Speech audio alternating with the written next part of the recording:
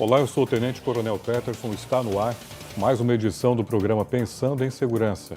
Nossa finalidade é trazer informações e reflexões acadêmicas sobre a prevenção do crime, da desordem e da violência, sua complexidade e curiosidades, apresentar as ações de instituições e projetos educativos e suas experiências com reflexos na segurança pública, bem como outros assuntos que possam contribuir na construção do conhecimento acerca da proteção da vida. Bom, é possível vencer a dependência química? Hoje vamos conhecer a história de superação de Sidney Cardoso, um ex-dependente que vem aqui trazer no programa a sua experiência, desafios e inspirar outras pessoas a buscarem a recuperação. Sidney, a nossa gratidão pela sua presença e por ter aceito o nosso convite para trazer sua história, sua experiência nessa questão de superação e recuperação da dependência química. Meu muito obrigado. Eu que agradeço, a participação aqui, poder estar expondo, algumas realidades que hoje acontecem em nosso Brasil, em nosso estado, e além afora. E acredito que é muito importante, a gente conversar um pouquinho sobre esse assunto, porque isso influencia diretamente as famílias, e quantas famílias são destruídas por conta dessas situações. Então, muito obrigado por estar aqui e poder participar deste momento. Bom, você tem uma grande história aí, de superação contra as drogas, enfim. E fale um pouco, conta um pouco aqui para as pessoas que nos assistem sobre a sua história. Então, eu sou carioca, nasci na cidade do Rio de Janeiro, na capital, e tudo, eu acredito, pela minha experiência, que passa pelo contexto familiar. Então, quando a gente não tem uma família bem estruturada, e aí há diversos caminhos que você pode trilhar, então foi o meu caso. Eu vim de uma família que não era uma família muito sólida, no sentido de ter ali o pai, a mãe, os filhos. Eu costumo sempre dizer que eu nasci no pecado duas vezes, um do pecado original e o outro da pulada de cerca, porque na época a minha mãe era viúva.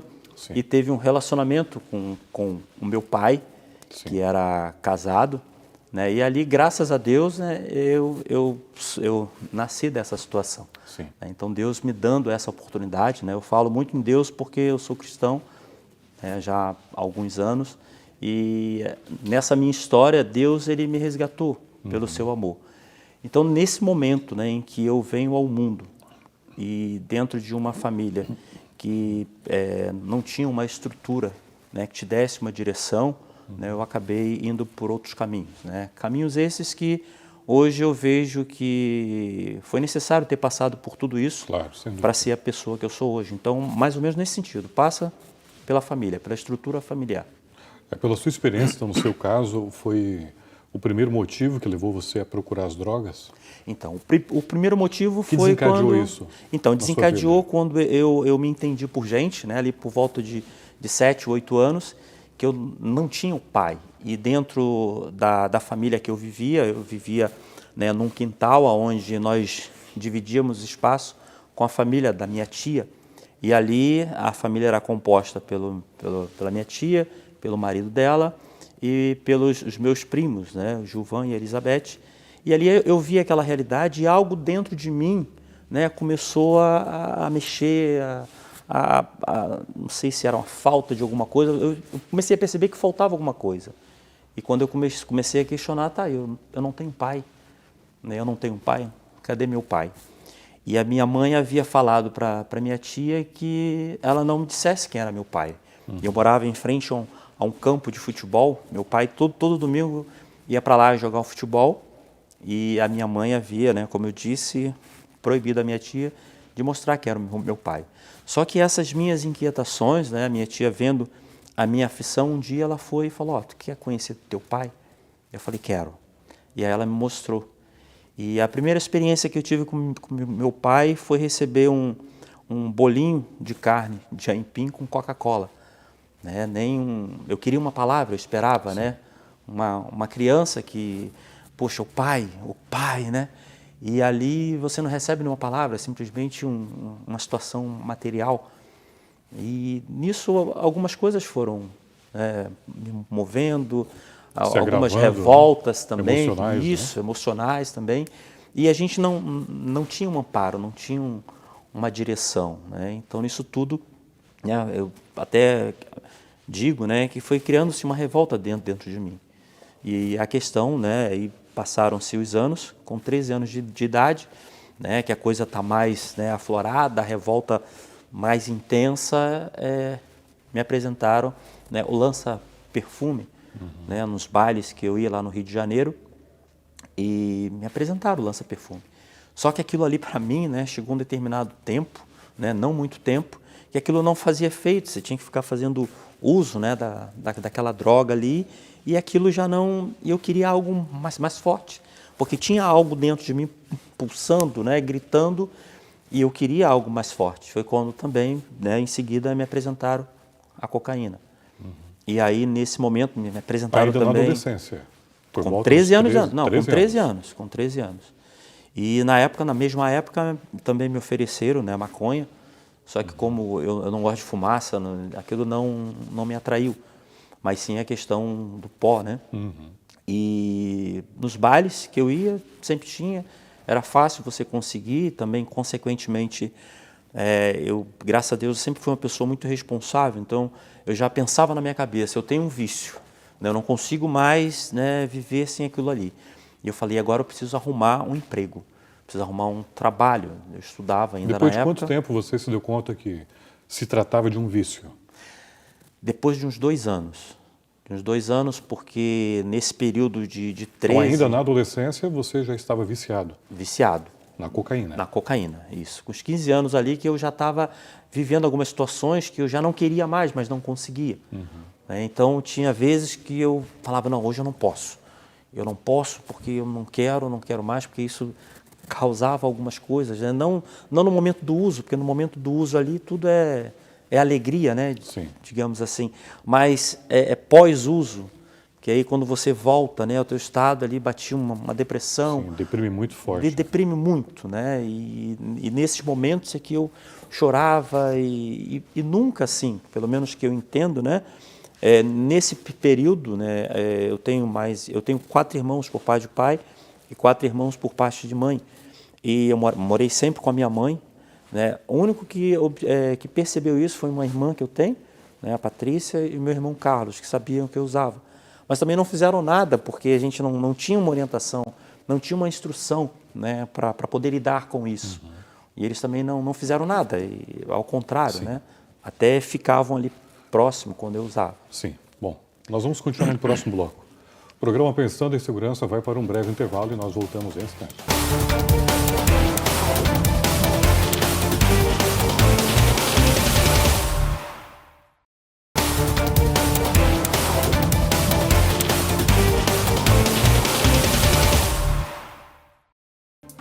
Olá, estamos de volta com o segundo bloco do programa Pensando em Segurança.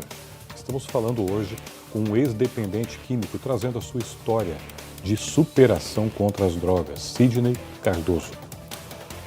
Bom, então dando continuidade, né, Sidney, essa experiência, esses relatos muito importantes para outras pessoas que venham, né, a estar passando por problemas de natureza semelhante, possam encontrar, né, em você, nesse programa, nessa entrevista, uma esperança, né, de conseguir a superação também. Então, dando continuidade, fala um pouco para a gente qual foi o momento exato, apesar da sua pouca idade, 15 anos, né, que você já estava viciado em cocaína, qual foi o momento exato que você se deu conta que estava com um grande problema? Então, foi a partir, né, dos 2 anos, né, depois de ter iniciado esse uso. Mas eu vi mesmo que eu tinha um grande problema quando eu fui pego pela polícia, né, pela primeira vez. Como eu disse, né, eu comecei a trabalhar com 13 anos, né, como ajudante de pedreiro em obra civil. E depois, com 14 anos, eu consegui, né, através de um conhecido lá do bairro, um emprego numa gráfica. Então, fui trabalhar de office boy lá em Botafogo, na Voluntários da Pátria. E nesse momento, o que acontecia, né? Aí a gente usava ali o transporte. E nesse momento eu conhecia outras pessoas que também faziam uso. E aí eu comecei a ir a morros, né? No caso ali um morro perto da Central do Brasil, o Morro da Providência, se eu não me engano. Então, às vezes na sexta-feira, quando era assim, finalzinho de semana, a gente já se organizava para subir o morro, comprar drogas, se drogar. E essa primeira vez eu fui pego pela polícia na descida do morro, né? Tinham batidas que a polícia esquematizava, às vezes era até a Paisano, né? Que chamava de a Polícia 2 do Rio de Janeiro. Sim. E essa primeira vez que eu fui pego, eu vi a morte, né? Porque do jeito que a polícia me prendeu e me aterrorizou, aquilo ali foi algo para mim que foi muito impactante, né? Nessa primeira vez. E nisso eu falei, caramba, agora eu morri, né? Morri. Mas eles perceberam que eu não era um traficante, que eu era usuário, né? Aí me deram lá uns cascudos e falaram, então você vai para casa e eu não quero mais te encontrar aqui. Sim. Né? E nesse dia eu saí dali, fomos embora, mas quando eu cheguei no bairro onde eu morava, né, a coisa já estava, até rimos e tudo daquela situação, no momento foi muito ruim. E aí usamos drogas naquela sexta, um sábado, domingo. Né? O engraçado é que assim, eu usava drogas, era muito pouco eu usar drogas durante a semana, porque eu tinha responsabilidade por conta do trabalho. Então eu não poderia perder o emprego. Então, nesse sentido... E os estudos nesse momento? Não, os estudos aí eu parei para estudar à noite. Entendi. Parei naquele ano, porque foi na metade do ano. Para o próximo ano eu me matricular num curso no noturno. Para poder trabalhar durante o dia. Para poder trabalhar durante o dia. Então, durante a semana, eu quase não usava. Poucas eram as vezes. É claro que batia fissura. Às vezes eu cheirava um lança-perfume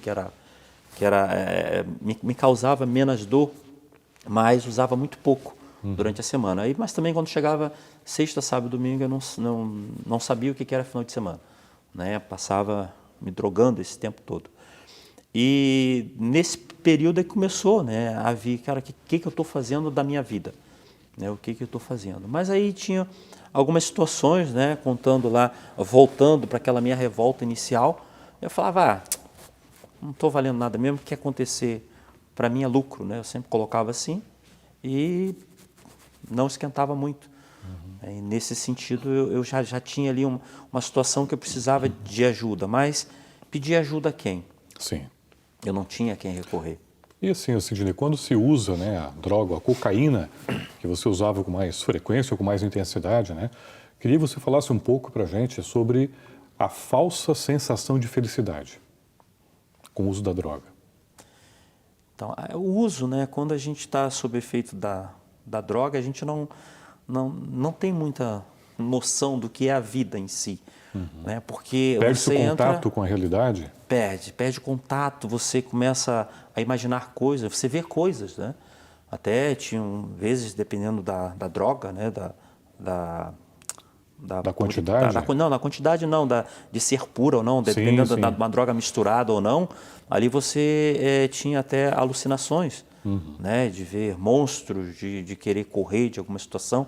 Né? Eu me recordo que teve uma época que, numa favela próxima de onde eu morava, foi até na época que tinha aquela série ali do Baby Sauro, né, dinossauro, e aí esses bandidos que lá estavam, né, começaram a diferenciar uma droga da outra. Então eles começaram a usar, né, os nomes dos personagens, Dino, Baby, a mamãe lá.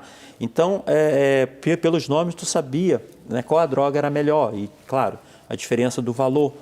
Então, teve uma vez, né, foram várias vezes, mas essa em específico, nesse dia, foi uma sexta-feira, eu fui em casa, tomei um banho e já tinha marcado com a rapaziada da gente voltar hoje. Vamos lá para dentro do Vilar Carioca, é o nome, né, da comunidade.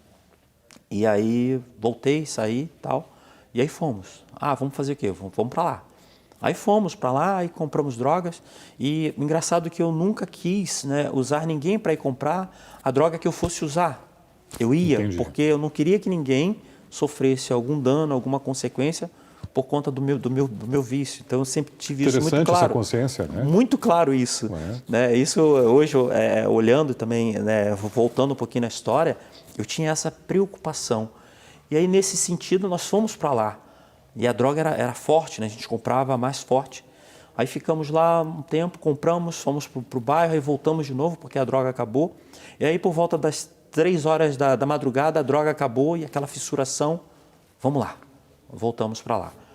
E aí, nisso, entramos, né? Quando a gente estava para sair, a gente viu policiais rendendo pessoas, né, com um fuzil, aquela coisa toda, e começou a pintar aquela coisa, caramba, e agora nós estamos ferrados, aquele desespero.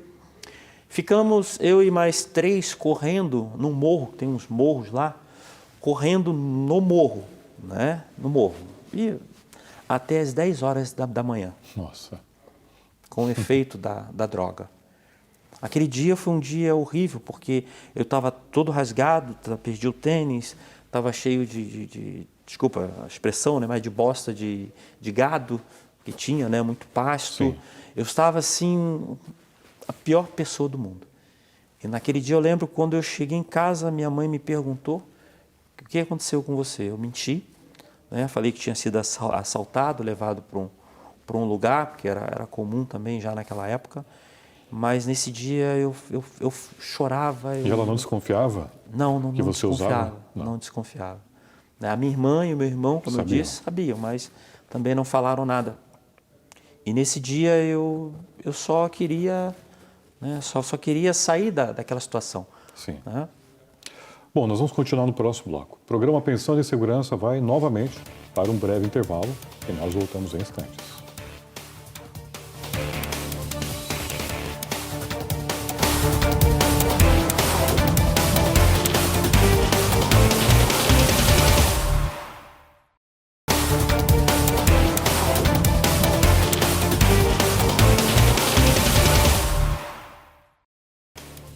Olá, estamos de volta com o último bloco do programa Pensando em Segurança. O tema de hoje, relatos de um ex-dependente químico. Está aqui comigo Sidney Cardoso, um ex-dependente que veio aqui no nosso programa Pensando em Segurança trazer um pouco da sua experiência, dos desafios, da sua história de superação com as drogas. Bom, Sidney, dando continuidade, né, então, conta pra gente como é que foi a reação da sua família, no caso a sua mãe, que ainda não sabia que você usava drogas. Então, eu acredito que ela não soubesse, né, porque eu só fui revelar essa situação toda há cerca de uns 10, 12 anos atrás, e já nesse momento eu já tinha deixado de ser usuário, porque foi um período ali, né, fazendo uso, né, dessa droga durante uns 5 a 6 anos. Porque quando eu tive 19 anos, eu tive um impacto na minha vida, né? Tive um encontro com uma pessoa que me tirou, né, desse momento, que eu pensei até que fosse algo do além, mas que falou cara a cara comigo, né, e disse o quanto me amava, o quanto queria estar comigo, me tirar daquela situação, porque foi num momento também extremo que eu gritei, né? Eu gritei que eu não queria mais aquilo para mim, né? Aquilo me doía, me machucava, aquilo me arrasava e eu não queria. Foi aí que eu tive um encontro, né, com essa pessoa, né? Uma pessoa que eu acho que todos nós, né, devemos clamar que ele venha ao nosso encontro, né? Estou falando de Deus como cristão que sou.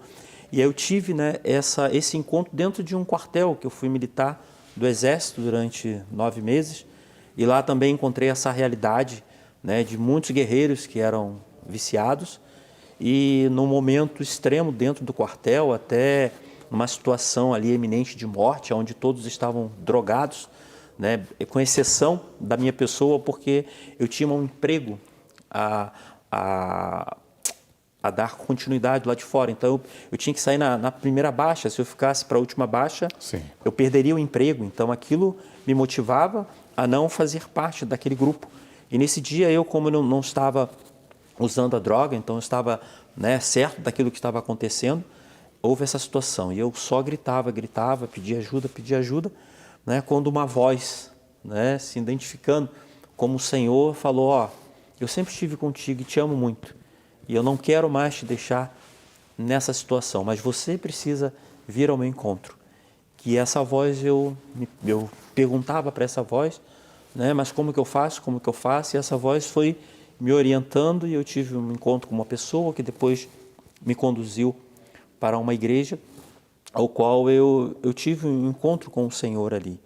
E nesse momento, né, eu falei, se tu está aí mesmo, se tu é vivo, né, não me deixa mais voltar, porque eu não quero mais isso para a minha vida. Aí foram ali, depois desse momento, uns 2 anos, né, a questão da abstinência, eu tentei o suicídio, né, tentei ceifar a minha vida, né, como quem não tinha mais esperança, mas naquele momento eu já tinha alguma esperança, só que eu não tinha consciência disso, porque eu já não estava usando. E pessoas, né, que me ajudaram, que me auxiliaram também, que faziam parte dessa igreja, né, e sempre colocava alguma coisa para eu fazer, então eu não tinha um tempo ocioso, eu estava sempre ocupado ali, sempre ocupando com alguma coisa, tinha alguma coisa no final de semana, e nesse momento, depois de 2 anos, eu tive a certeza de que eu não precisava mais daquilo ali. Não fiz uso esses 2 anos, né? Tive ajuda, no caso dessas pessoas que participavam comigo. Essas pessoas foram fundamentais, né? Fundamentais na minha vida. Para você conseguir superar, sair disso e tomar consciência, né, e o protagonismo da sua própria vida, tomar novamente as rédeas disso e continuar, né? Isso. Foram essas pessoas, né, diante, né, por isso que, né, hoje eu tenho, né, uma fé assim muito impactante, né? Preciso mudar muitas coisas, mas... Você está quanto tempo? Quanto tempo? Sem usar drogas. Eu estou há 30 anos. Há 30 anos sem usar drogas. 30 anos foi... É uma vida. É uma vida. São 30 anos.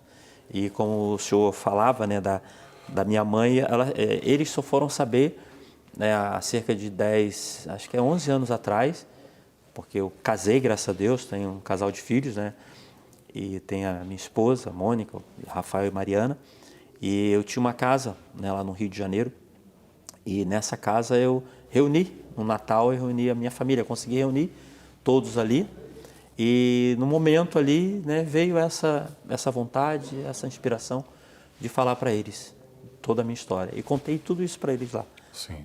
E uma irmã minha que é muito chegada, né, ela falava, nossa, eu nunca imaginei na minha vida que você passou por isso. Nossa, que sofrimento, mãe, né? Ela falou, nossa, e...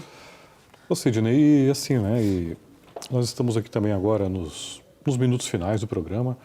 Queria que você deixasse aqui uma palavra, um conselho até, para quem tem o mesmo problema, né, talvez de querer largar das drogas, tá nessa luta. Qual o conselho que você daria para conseguir a recuperação? Então, eu digo que sem ajuda a gente não consegue, né? Eu acho que você precisa deixar de lado a vergonha, né, da sua fraqueza, porque Sim. Todos nós somos fracos, né, mas nós, muitas das vezes, somos confrontados com as nossas realidades. Então, cada um tem uma realidade, cada um tem uma necessidade, mas que para aqueles que estão passando por esse momento, que busquem ajuda, né? Ajuda daquelas pessoas, principalmente que te amam. Aqueles que te amam, essas pessoas é que vão, de fato, lhe ajudar. Então, buscar essas pessoas. Ok. Bom, Sidney, olha, muito obrigado, né, pela sua disponibilidade, sua coragem, né, de trazer esses relatos tão fortes, né, tão emocionantes, né, que você acaba revivendo, imagino, né, muitos momentos que você passou difíceis, né, de enfrentar. Então fica o nosso agradecimento e continue levando essa palavra, levando as palestras que nós sabemos que você desenvolve, né, para outras pessoas, para auxiliar e ajudar outras pessoas. Eu que agradeço, né? Agradeço a participação. Espero que, né, aqueles que nos ouvem, né, aqueles que assistirem, né, ou assistem a este momento, que possam, né, sempre tirar algo, né, de benefício para as suas vidas. Obrigado, Sidney, mais uma vez. Bom, hoje tivemos a oportunidade de conhecer a história de superação de um ex-dependente químico, sua luta contra as drogas e a sua recuperação. O programa Pensando em Segurança fica mais uma vez por aqui. Nos acompanhe pelas redes sociais, Instagram, Facebook e programas completos disponíveis no YouTube. Até o próximo programa e não se esqueça, apoie quem te protege.